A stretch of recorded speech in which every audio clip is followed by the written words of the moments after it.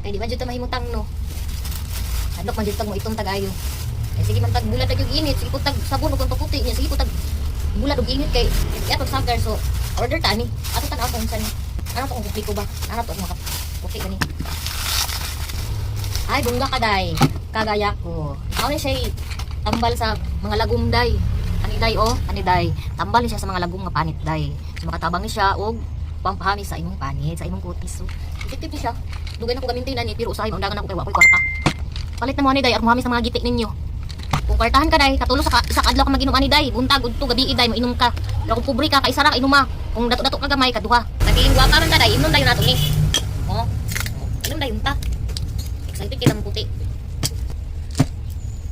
Ay, tubigay day. Dako atong kapsul.